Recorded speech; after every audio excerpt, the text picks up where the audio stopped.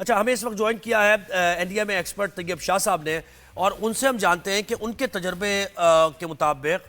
یہ اس بار جو ہم نے سیلابی صورتحال دیکھی ہے، کیا یہ اس سے پہلے کبھی فیس کرنا پڑا ہے پنجاب کو یا پاکستان کو ایسی سیلابی صورتحال جہاں جانی نقصان بھی ہو رہا ہے، مالی نقصان بھی ہو رہا ہے، لوگوں کا گھر بار بالکل ختم ہو گیا ہے، کسانوں کی زرعی جو اراضی ہے وہ ساری پانی میں ڈوب چکی ہے؟ تو ڈاکٹر طیب صاحب مجھے بتائیے گا کہ کیا ہم تیار ہیں، ادارے تیار ہیں اتنے بڑے میگنیٹیوڈ پر اس تباہی کو سے نمٹنے کے لیے؟ السلام علیکم. جیسے آپ نے پوچھا کہ کیا ماضی میں پنجاب میں ایسی سیلابی صورتحال کیا پہلے پیش آئی، تو جی ہاں، اگر ہم ہسٹوریکل ریفرنسز کو دیکھیں تو 2014 میں بھی دریائے راوی اور دریائے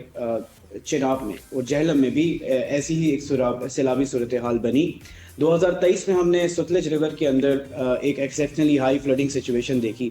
سملرلی 1988 میں ریور راوی میں سب سے ایکسیپشنلی ہائی فلڈنگ کی ایک سچویشن ڈیولپ ہوئی. 1955 1956 اینڈ 1977 یہ وہ ہسٹوریکل ریفرنسز ہے جس میں صوبہ پنجاب میں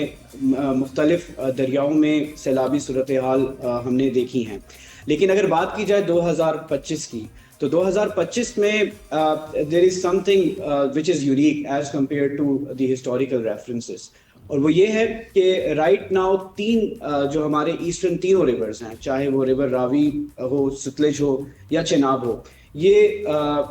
جو ہے ایٹ دا سیم ٹائم ان میں ایکسیپشنلی ہائی فلڈنگ کی سچویشن ڈیولپ ہوئی ہے. اور نہ صرف یہ ایکسیپشنلی ہائی فلڈنگ ایک سچویشن ڈیولپ ہوئی ہے، بلکہ ہمارے نارتھ میں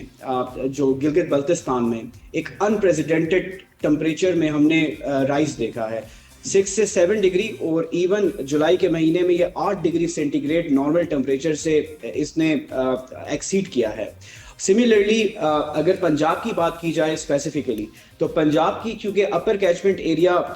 انڈیا کی ڈفرینٹ اسٹیٹ سے آتا ہے، particularly Himachal Pradesh and then Indian illegally occupied Jammu and Kashmir, Haryana and Indian Punjab. اگر ہم انڈین پنجاب کی اور ہماچل پردیش کی بھی ٹمپریچرز کی بات کریں، جہاں کے سنو میلٹ گلیشیئر میلٹنگ سے یہ ریورز فیڈ ہوتے ہیں، تو اس سال درجہ حرارت کیونکہ بڑھ رہا ہے، اور ہم نے ہماچل پردیش کے بھی تقریباً 3 سے 4 ڈگری سینٹی گریڈ بڑھنے کی وجہ سے وقت سے پہلے جو انڈیا میں جو ڈیمز ہیں، چاہے وہ ریور ستلج اور ریور بیاس کے اوپر بھاکرا اور پونگ ڈیم ہیں، جن ڈیمز کے بھرنے کے بعد جتنا بھی پانی ہے وہ ریور ستلج میں آتا ہے، تو وقت سے پہلے ڈیمز انڈیا میں بھی بھرے. سملرلی ہم نے دیکھا کہ جو چناب ریور ہے تو اس کے اوپر بھی جو ان کے ہائیڈرولک اسٹرکچرز ہیں انڈین انلیگلی آکوپائڈ کشمیر میں، تو ان ہائیڈرولک اسٹرکچرز میں بھی اسٹریس آیا، اور اس اسٹریس نے نہ صرف پاکستان کو متاثر کیا بلکہ انڈین پنجاب تقریباً 70% پنجاب کی جو اسٹیٹس ہیں وہ بھی انڈین پنجاب میں بھی یہ افیکٹ ہوا. بات کی جائے کیا ادارے تیار ہیں؟ طیب شاہ صاحب ہاں بالکل، یہ ادارے کی بات، اور اس میں جوڑ دیجیے گا یہ سوال کہ یہ این ڈی ایم اے اور پی ڈی ایم اے کی کوارڈینیشن، پھر ان کی کوارڈینیشن ضلع انتظامیہ سے، کیونکہ دیکھیں نا اس میں سے کوئی بھی اگر مسنگ ہے لنک، تو آپ اس طریقے سے رسائی لوگوں تک نہیں ہوگی اور ان کو امداد نہیں پہنچے گی. تو آپ کہاں ویک سمجھ رہے ہیں؟ کیونکہ بہت سی جگہوں سے ہم یہ دیکھ رہے ہیں کہ لوگوں تک ابھی تک امداد نہیں پہنچی ہے، لوگوں کو ریسکیو نہیں کیا گیا، بہت سے لوگوں کو. تو اس پر ذرا سی بات کیجیے. جی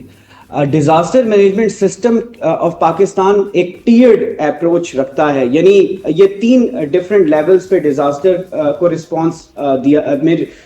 دیا جاتا ہے. اگر ہم فرسٹ رسپونڈرز کی بات کریں تو N D M a act 2010 اور 18th امینڈمنٹ یہ ڈیزاسٹر کے فرسٹ رسپونڈرز جو ہیں وہ ڈسٹرکٹ ڈیزاسٹر اتھارٹی یا ڈسٹرکٹ انتظامیہ. اس کے بعد اگر لوکل لیول پہ اگر ڈسٹرکٹ انتظامیہ کے پاس وہ ریسورسز میں کمی آئے تو پروونشل ڈیزاسٹر مینجمنٹ اتھارٹی اور پروونشل گورنمنٹ رسپونڈ کرتے ہیں to respond to that specific emergency and disaster situation. Then خدا نہ خواستہ اگر یہ پروونشل لیول سے بات بڑھ جائے اور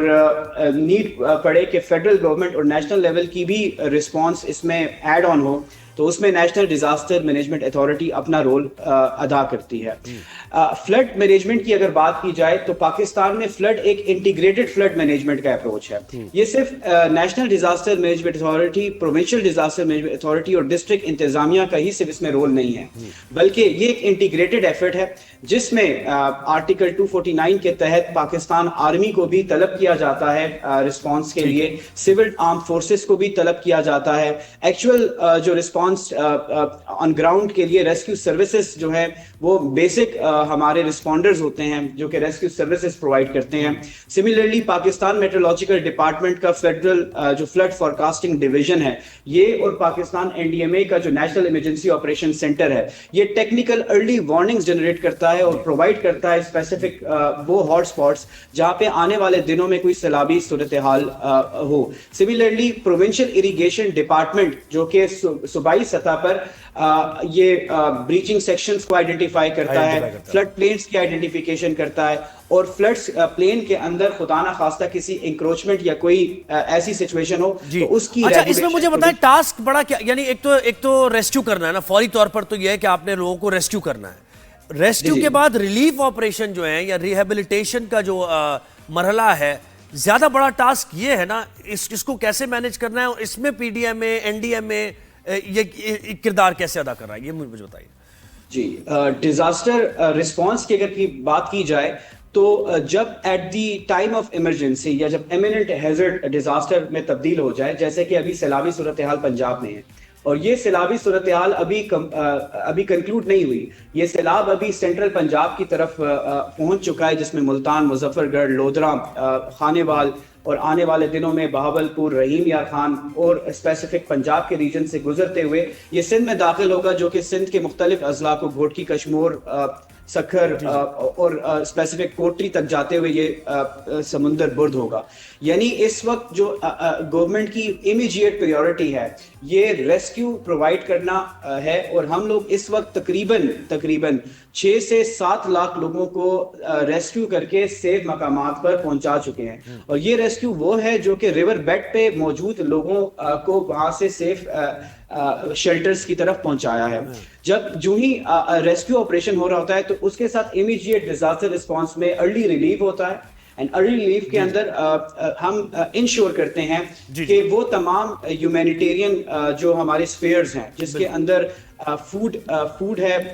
شیلٹر ہے، food and shelter, health and hygiene ہے، تو یہ ان چیزوں کو ہم فوکس کرتے ہیں اور جو کہ کیا جا رہا ہے ہیلتھ اینڈ ہائیجین اور فوڈ اینڈ شیلٹر. بہت طیب شاہ صاحب آپ نے وقت دیا اور وقتاً فوقتاً آپ سے بات ہوتی رہے گی.